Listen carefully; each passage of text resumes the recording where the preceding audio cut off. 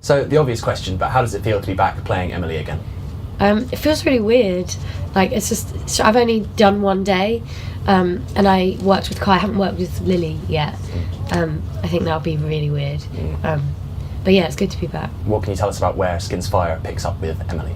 I'm really bad at putting my foot in stuff, but basically she's gone off to study abroad, and she's been living there for a while, and so sort of her character is back and forth in the episode a little bit. It's because she's mainly living elsewhere, but she's she's still like friends with Kaya and with Effie and Naomi, and things are good for her. Like, her life is going well, kind of thing. But she's a lot more grown up, and I think she's kind of come into her own a bit since being away. As you mentioned, it's a few years since the last series, and the characters are a little older. I mean, does it feel like a more mature adult series? Yeah, it does. Like, even when I read the script, I had no idea what to expect, but when I read it, it was like, it's not. I mean, it still has the elements that kind of made Skins what it was. And like the comedy and everything is still very Skinsy, but it's a lot more grown up. But they've kept the characters, like the main qualities about the characters that sort of made them, they're still the same. You talked about working with Lily as well, and fans are obviously so involved in that Naomi-Emily relationship. I mean, how do you think they'll react to, where this story takes them? I don't know, like, I think people will react to it differently, like always.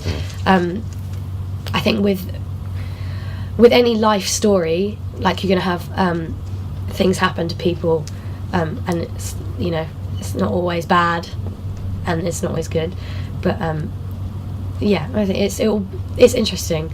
Like, it's stuff that happens to, like, real people in real life, and I think a lot of people are going to be able to relate to it, so that's why it's important to have stuff like that in it. And, I mean, overall, how do you feel about Skins coming to an end? It's sad, but obviously because I've not been involved with it for we sort of we said our goodbyes to, like, our cast when we finished, like 3 years ago, but now it's like sort of like coming back into it. I think it's going to be sad again when we finish this, because that is like the final thing, but I think it's a nice thing to end on. And bringing back some of the old characters. Years after the show originally began, shows still come out and they're still being pitched as the new Skins. I mean, do you feel like even once Skins has gone, it will have changed television forever?